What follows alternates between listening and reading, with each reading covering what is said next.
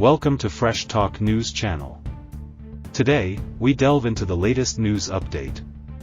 Representative Victoria Spartz, a Republican, defended Elon Musk's Department of Government Efficiency, DOGE, cuts to the federal government, drawing jeers from the crowd. House Republicans have been warned by their party's leadership to avoid town halls after Democrats and other groups began using these events to express frustration with the Trump administration. However, Representative Victoria Spartz, a third-term Republican from suburban Indianapolis, ignored the warning this weekend, and faced intense backlash over cuts to federal government services and workforce reductions. On Friday and Saturday, Ms. Spartz hosted gatherings with constituents, only to find herself in hostile territory.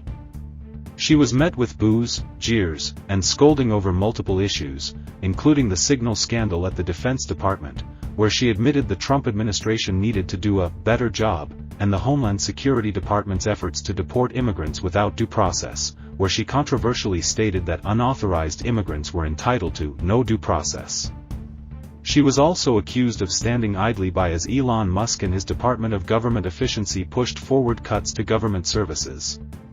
In response, she defended the Trump administration's efforts, claiming they were aimed at preventing fraud. Chants of "do your job" erupted, and at times, the town hall meetings turned into shouting matches. Some of these heated exchanges have since gone viral on social media. "You don't have to scream," Ms. Spartz pleaded with the crowd at a packed town hall in Westfield, Indiana, on Friday night. The event, which lasted 2 hours, was repeatedly interrupted. "I understand there's frustration," she said at another point, as she attempted to defend Mr. Musk and DOGE. One frustrated attendee challenged her understanding of her role as an elected representative. "I understand my role very well," she responded. "That's why I have these town halls." The crowd erupted when she refused to call for the resignation of Defense Secretary Pete Hegseth, who had shared sensitive U.S. military plans on a Signal chat, apparently unaware that the Atlantic's editor-in-chief had been inadvertently added to the conversation. Ms. Spartz, who was born in Soviet Ukraine, also faced tough questions about her stance on U.S. aid to Ukraine. She clarified that she did not support issuing a blank check to anyone, but acknowledged that Russia has been allowed to get away with too much. Outside the town hall on Friday, protesters who couldn't get inside chanted, "This is what democracy looks like." Inside, Ms. Spartz threatened to stop hosting town halls altogether. However, by Saturday, she was back in Muncie, Indiana, confronting another crowd of angry voters. "She's not fulfilling her congressional duties or upholding the separation of powers," said Josh Lowry, the chair of the Hamilton County Democrats, who led protests outside Friday's town hall. "She's selling out Hoosiers."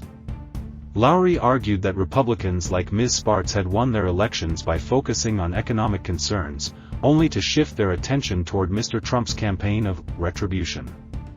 "They're all worried about Trump endorsing an opponent in a Republican primary," he said. Republicans are also under pressure to maintain their razor-thin majority in the House.